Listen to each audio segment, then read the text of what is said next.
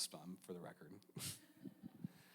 Well, like I said earlier, I'm super glad to be back here this morning. It's been a while, and thank you for all the support that you've shown our family. COVID was we got COVID, and I stayed away because I wanted to make sure that I wasn't infectious anymore.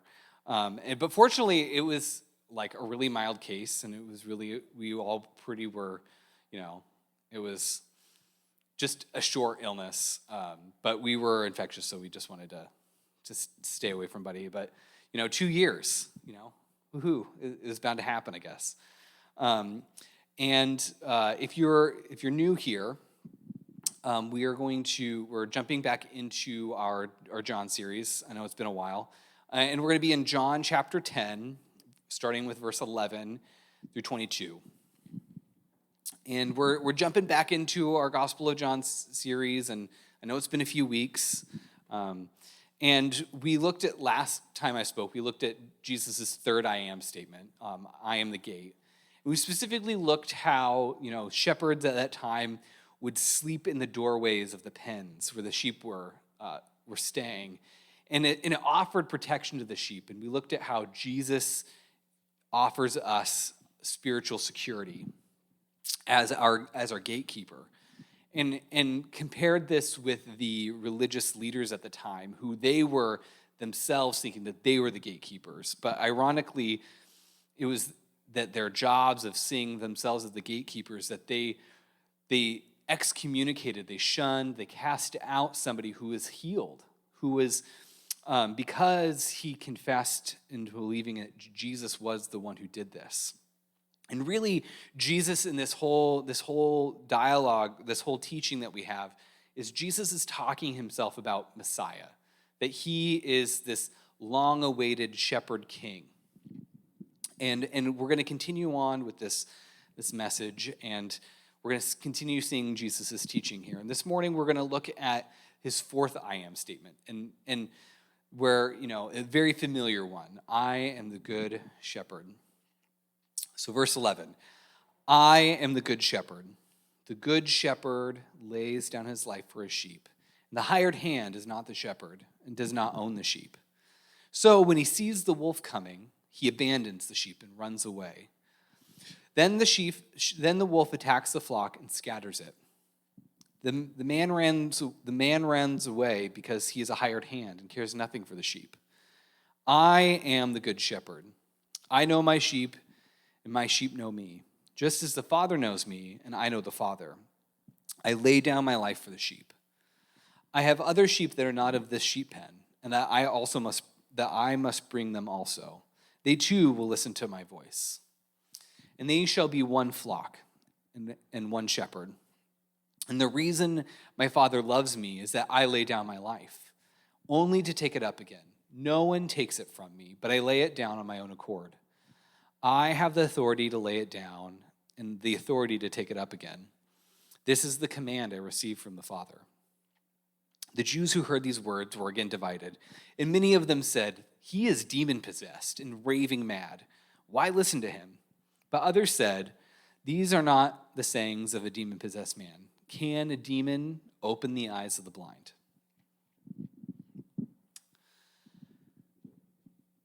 The instinct of self-preservation is a powerful one. And it's one of the most basic human instincts because it strives to keep us safe and to keep us, and this instinct of self-preservation is deeply connected to our sense of fear and our feelings of fear. Sometimes this is a good thing, right? Sometimes our instincts of fear and self-preservation are necessary, right? Like, staying away from a deadly animal, But sometimes it can be overreactive and cause problems for people. And if you've ever had anxiety problems or had serious fears, you probably understand this. I, for one, have a pretty serious fear of heights. I don't like heights. I don't like, but I it's totally irrational most of the time. Like, I don't like climbing up ladders. I especially don't like crossing bridges on foot. Anyway, like, and I recently remember this when I went to Silver Falls recently, and I was like walking. And if you've ever been there, there's some pretty steep cliff edges, and you get pretty high sometimes. And like, and even though that there was like a chain link fence, okay, there's no way I could have like died, okay, like the rock has been there for eons, and they have like this this fence to keep you from falling over the edge.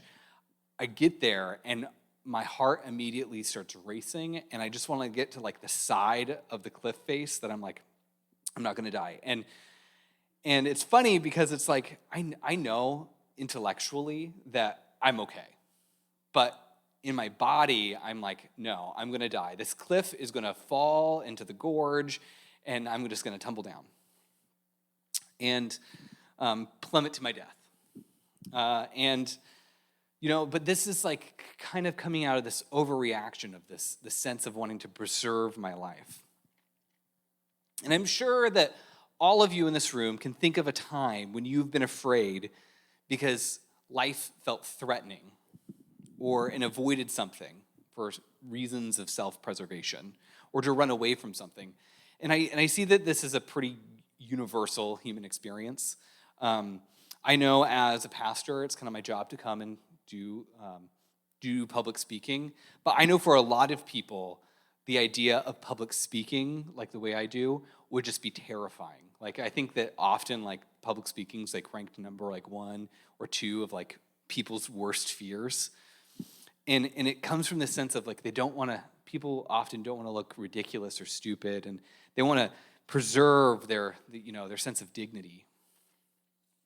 And I say all of this because this connects to what Jesus is saying here. And this morning we're going to look at the motivations of Jesus and the motivations of these people that he calls the hired hands.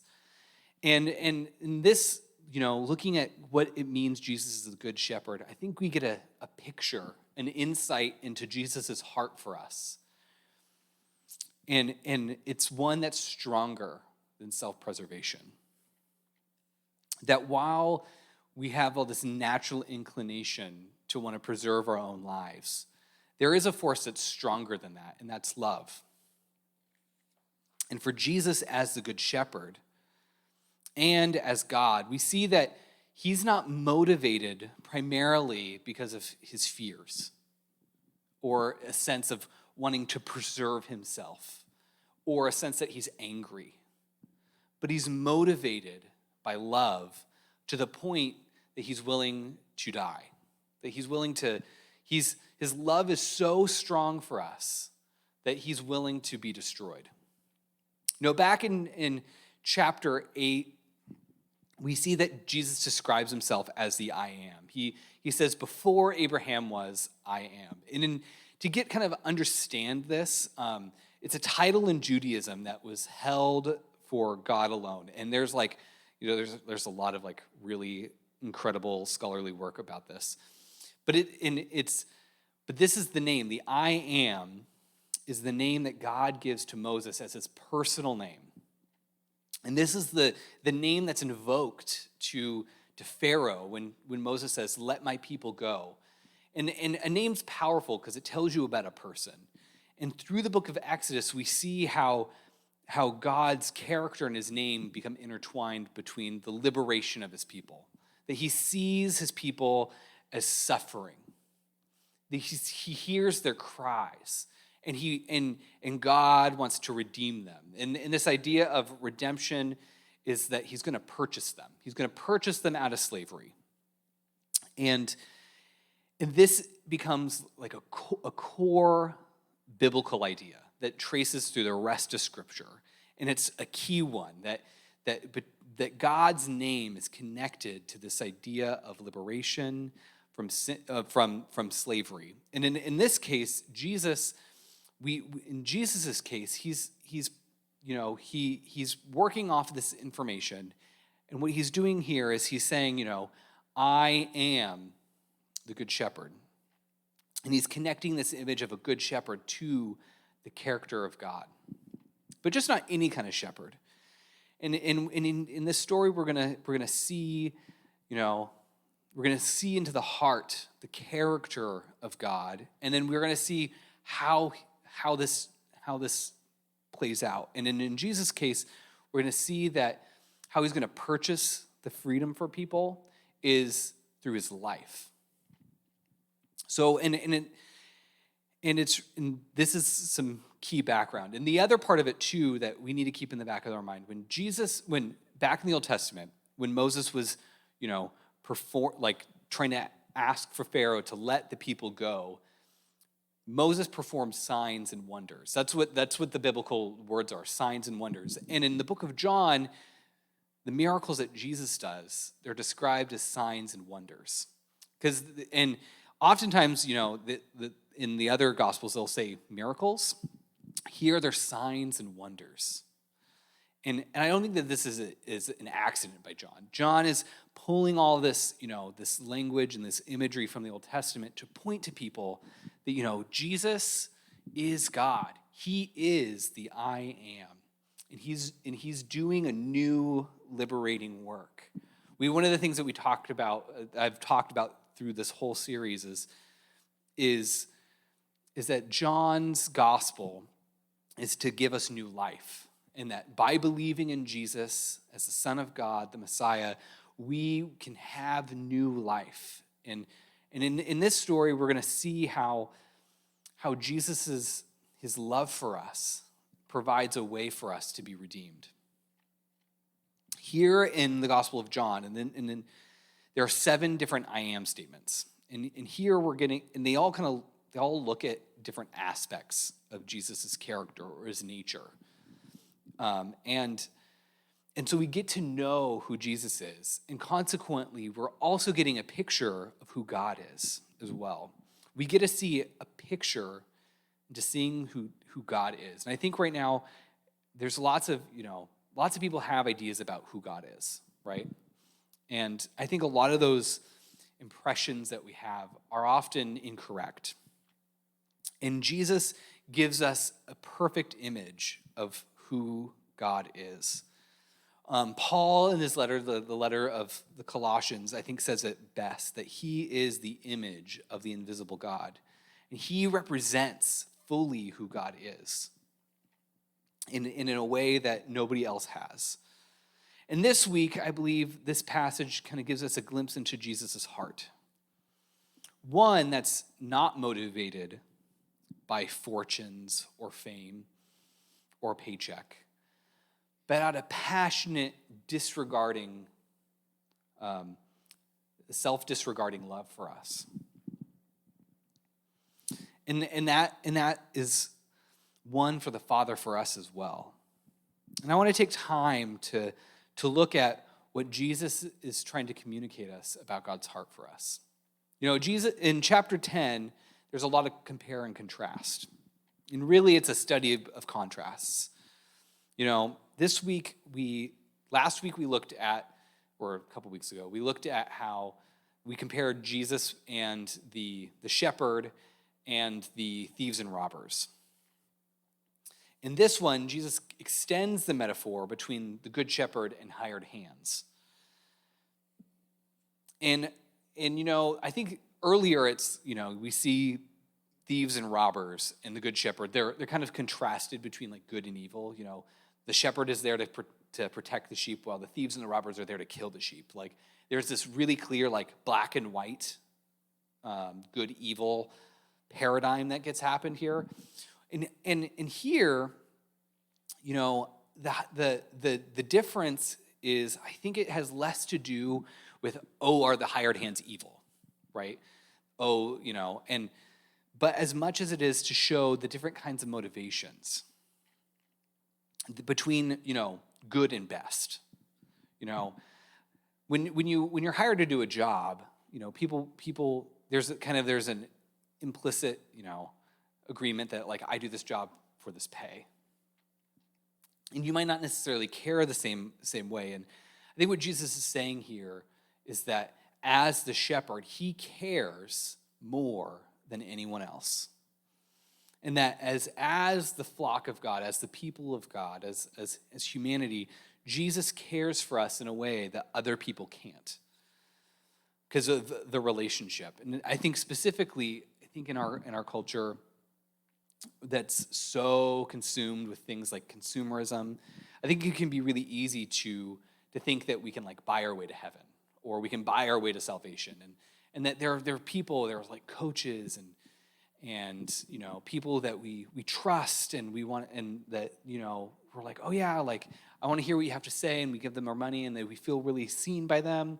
But Jesus is saying that like he is greater than that he is willing to do this not for money. He's doing this because he loves us to the point that he's going to die.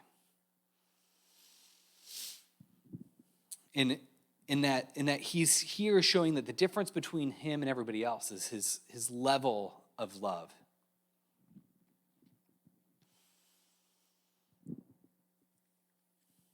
And when he first describes the hired hands as not being particularly wicked, but they're there to do a job. And it's only when the danger comes that they run away, And I think that, that seems totally, like, on one hand, you're like, oh, wow, okay, that's your kind of your job to watch the sheep. But on another hand, like, I think we all understand that sometimes jobs aren't worth their life, right? Like, I think sometimes we can go, I don't need to do this job. I can find income somewhere else. Like, I know there was a job that I loved. I really loved it. I really loved working with these kids. But I was doing some social work, and I was an outreach specialist to kids who were homeless, and I really loved my job, and I really cared for the kids. But at the same time, I was dealing with a lot of anxiety.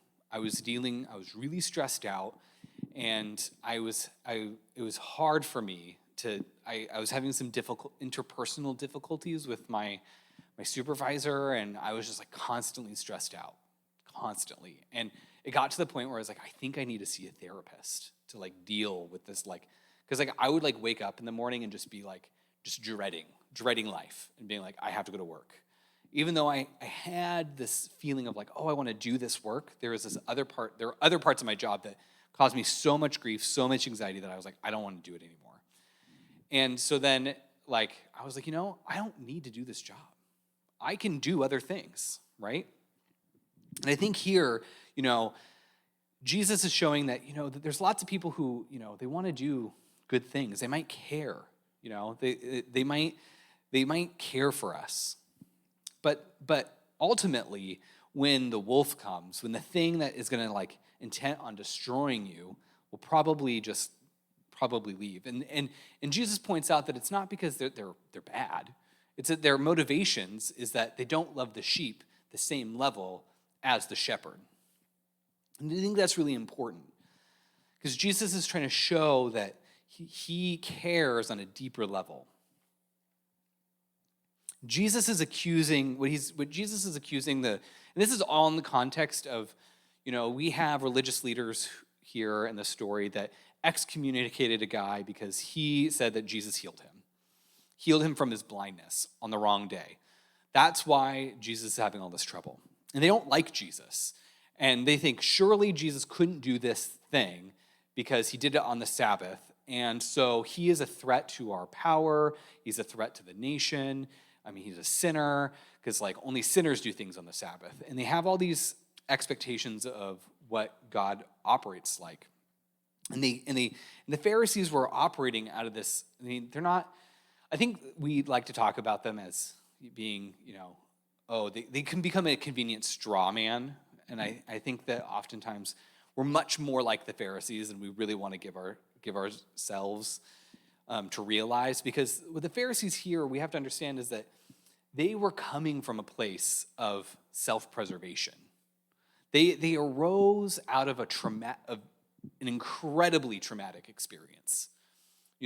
They watched their nation. Their religious movement came out of Israel's worst, most traumatic national disasters.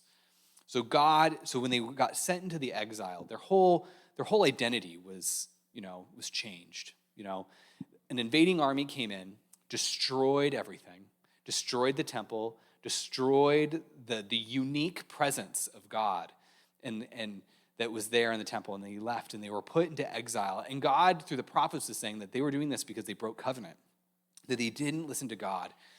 And so this is what they were going to do. But God also promised that he was going to bring his people back. And during that time, there's a group of people who are like, okay, we are not going to screw it up this time. We are going to listen to the covenant. And that meant listening to all the rules in the Old Testament, specifically the big ones, like Sabbath keeping. So they came up with all these traditions to prevent the exile from happening again. They're operating out of this, like, we just experienced this, like, existential crisis, and we never want to do that again. But the thing is, when they came back, things weren't hunky-dory, right? Like, we see through the story that, they're occupied by the Romans. Sure, they're living in Jerusalem, but things weren't the same. Things weren't the same. And they're still being oppressed by these Roman elites. And during that time, even though they came back, there was a succession of different kingdoms that ruled over Israel. And we'll get to talk about that a little bit more next week. But here that they're still oppressed. They're an oppressed people. So they're not back to where they were. But these leaders were trying to preserve what little freedoms that they had.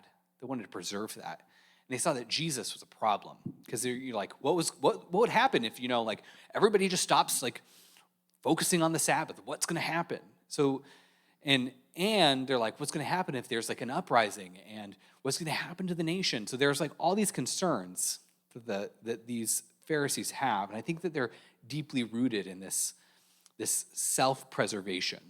And to be fair, the Pharisees were kind of on the top of the social ladder too. They were wealthy, they were well-to-do, they were elite. They, in a sense, they were kind of the rock stars of their day. So they wanted to keep all of that. And Jesus, by contrast, is saying, I'm not interested in those things. I'm interested in something deeper. And in that, he's comparing their motivations, and that their lack of care, for the Pharisees' lack of care, and rather being more motivated by self-preservation, is shown by the fact that they cast somebody out for somebody who's healed. And this is why Jesus is having the whole conversation in the first place. And then we get the picture of Jesus. On the other hand, we see Jesus, and by extension God, motivated by something completely differently rather than self-preservation. And it is actually the opposite. And the true difference between Jesus and everybody else is that Jesus chose to give up his life rather than asking the sheep to give up theirs. The Pharisees were quick to sacrifice this guy to preserve whatever that they had. But Jesus, on the other hand, was willing to give up his life. Jesus, in this section, says he's going to lay his life down 3 times. And this is important because, as we see in the Gospel of John, we're kind of at this point, this inflection point in the book, that once we get to chapter 11, that's the moment where the book kind of hits its tipping point, and we start going towards the cross. And so this is, when Jesus in his mind is going to the cross at this point. And he knows that he's going to be laying his life down. He knows what's in front of him. And he's teaching this to his disciples and to his enemies, to everybody, that he's going to the cross. And in each of these three times that he says that he lays his life down, we learn something new. First, we learn his love for the sheep, and he cares for them more than his own life. This wasn't just a job for Jesus. This was he talks about how a shepherd loves his sheep, so he runs out to the wolf rather than runs away. And I know that that like when I had sheep, so I would hear we had coyotes in the neighborhood, and when I owned the sheep, I was like, I would sleep at night, and I would open up we'd keep our house would warm, and I'd keep open the window, and I would hear coyotes like all the time. And I don't know how many times I jumped out of bed and like walked down to the field because I was like concerned that my sheep were being eaten. Like, I don't know, that was kind of like I never anticipated ever doing that, but I would like wake up at like 3 o'clock in the morning, hear these coyotes, and I would go down there, and they were just fine. My sheep were just like munching on grass, and I was like, whew, okay. And like I don't even have like a gun or anything, so I'm like, what am I gonna do when I get down there, right? I'm just gonna like yell or something, and so I didn't have a plan with what I was gonna do with these coyotes. Like I'm just gonna go, but luckily my sheep they were protected by state-of-the-art electrical fencing by Premier One, so they were good. The coyotes weren't gonna like come and get my sheep, but there was still like I really cared for them, and so I didn't like it was an instinct, right? And Jesus is kind of saying that same instinct is there for him, that he's willing to go out to the sheep. Because as creator, he loves us more than we could ever know. Jesus said that he existed before, everything else. And that he was the Word that created the world. And so he cares for us in a way that I think that we have a hard time understanding. And that we belong to God. That we weren't some accident or a mistake or a byproduct of the universe. No, that we belong to Jesus as his sheep. Psalm 139 says that we are fearfully and wonderfully made.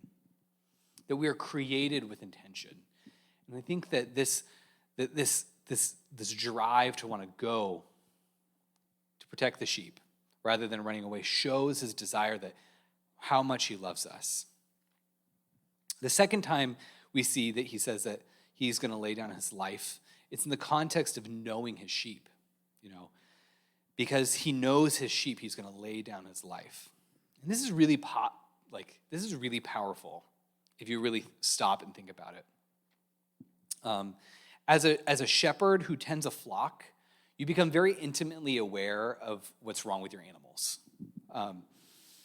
and as well as their strengths. Right? When you're ever like breeding animals, you want to breed the best ones and to create kind of the ideal flock. And shepherds, they all have different things that they want to do, that they want to breed. So it might be for like meat, that they want to create like really good meat animals. So as a shepherd, you'd want to like make sure that your the meatiest sheep, the rams who had the best bodies were mating with the ewes so that they would have like better bodies, so that that could grow fast and so that would get a good return. Or same thing with wool. You might be like, I'm breeding these sheep for their wool, so I'm gonna like choose these characteristics. And then the sheep that don't, that cause too much trouble, who have attitude problems, who are maybe more prone to disease, those you call out. That's like natural farming practices. But what I think was interesting here is that Jesus isn't saying, hey, I'm going to call out the flock. He's saying that he's going to lay down his life because he knows them. And here, what I think Jesus is saying is that he knows us. He knows us. All the good parts, all the things that make us wonderful, all the things that are our strengths, that are, that make us unique and wonderful. But he also knows all of our bad parts. He knows all our histories, good and bad. And I think it's he intentionally knows both. And that with that in mind, both the good parts and the bad parts, he's still willing to lay down his life. like a burnt offering.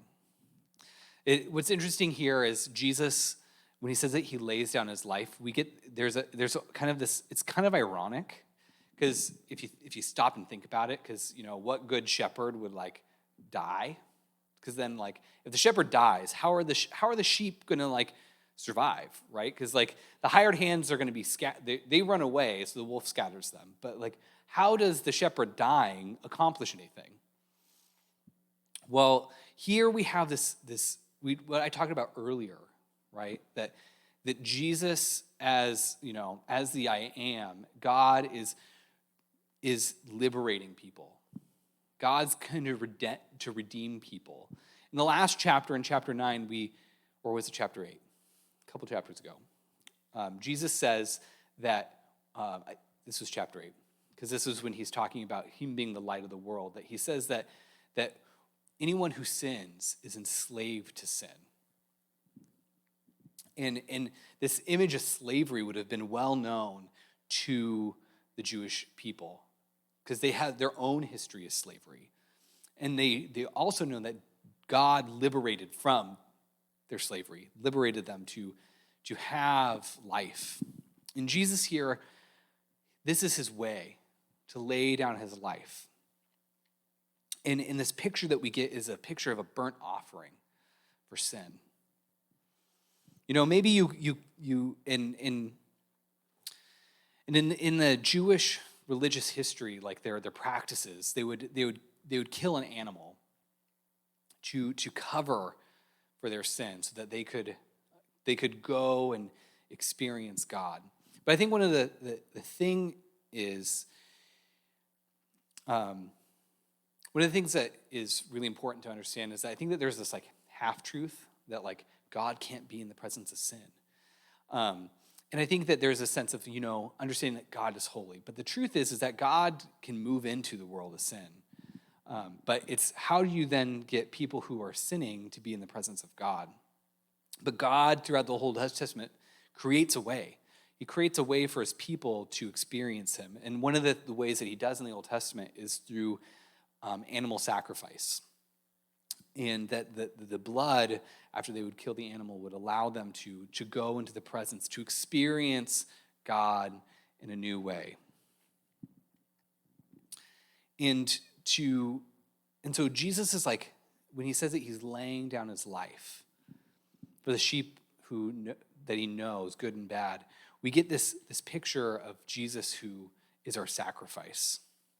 And to fully appreciate all of what's being said here, I think it's really key to understanding this Old Testament image, in particular the suffering servant in Isaiah 52 and 53, which describes a future servant of the Lord. He's who comes and will suffer on behalf of the people, suffer for their sin and all of the brokenness, who will be crushed by their collective crookedness and all the natural consequences that come along with evil actions. And he'll bear the responsibility that in turn can create mercy and forgiveness and a way out.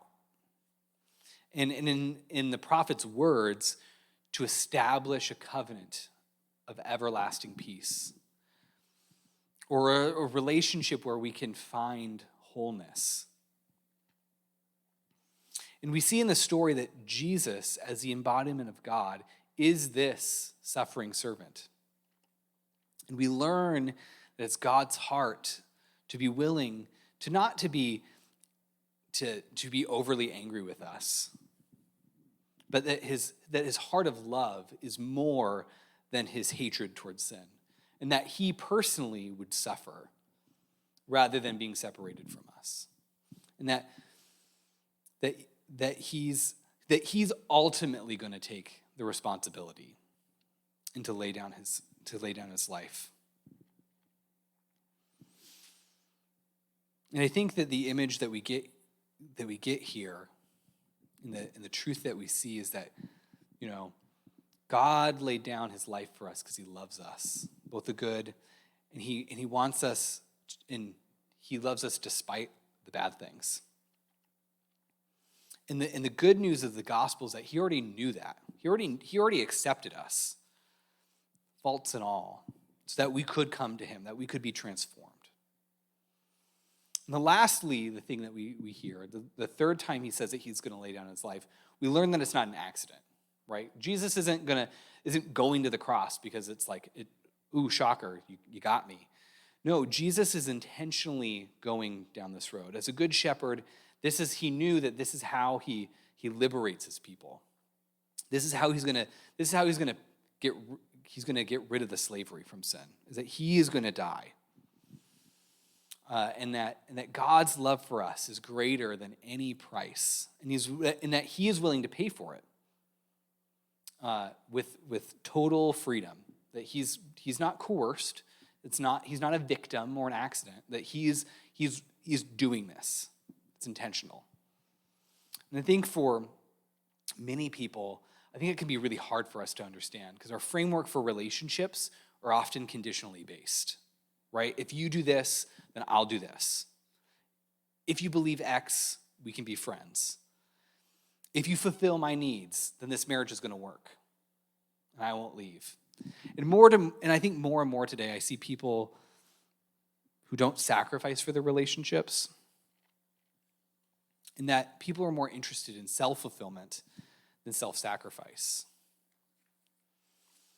However, Jesus is willing to sacrifice for us so that we can join that relationship with him again, to become whole people. And I think the good news of Jesus being our good shepherd is that despite all of the wrongs that we've done, we know that God is doing something new and that he's providing a way out. You know, at the end they say, oh, surely this man is crazy. Jesus is crazy. But then people are divided because how can somebody open the eyes of the blind? And I really think that this shows that this is God, that Jesus is who he says he is, and that we can trust in God's love, that we can trust this, that we can trust this story, that God's love is greater than any feelings of self-preservation. You know, God's love is greater than any anger that he may have towards us, and that his relationship is not conditional. That he's there and it's open if we only want to have it. And we can do that by listening to God again, and to seek to follow Jesus. So as we leave from this place today, I pray that that one thing that we can do is to start to listening to Jesus' voice, listening through the scriptures, listening to him speaking in our hearts, so that we can to have that relationship. Jesus says that his sheep know his voice, and that as we follow his voice, our lives will be changed, and that we can experience new levels of life that we never thought possible. In John, the word for life that is used is zoe, which is more than just simply surviving bodily functions, but that it's a quality of life that we get to experience God's divine presence all the time, like starting now, and that Jesus is offering that to us, and he has opened the way. And as good shepherd, he's willing to pay the price so that we can experience that. Now I'm gonna pray, and then we're gonna take a few moments to listen to the Spirit together. As we do each week, we listen to what the Spirit might be saying to us, what Jesus might be teaching us, and I pray that and if you hear Jesus saying something to you that you think is for everybody else, I encourage you to stand up, and we'll have somebody come with a mic, and so that we can all be blessed by that word. Heavenly Father, we thank you for you sending Jesus to be our good shepherd, that we were like sheep without one, and that there was no hired help that could love us anymore. And we see this, Jesus, as you as you go to the cross and you died for us. But you also rose victoriously so that we would be no longer slaves to sin, but we could have a new opportunity to live lives according to your word. And I pray that we would thirst to hear your words and to live by your words, and that you would transform our hearts and that they would be hearts of clay rather than stone, and that you would write your words into our heart, and that we would ourselves not be worried about our own self-preservation, but that we would look to the life that you want to have for us. Holy Spirit, I pray that you would empower us to walk this out and to experience this life. In Jesus' name, amen.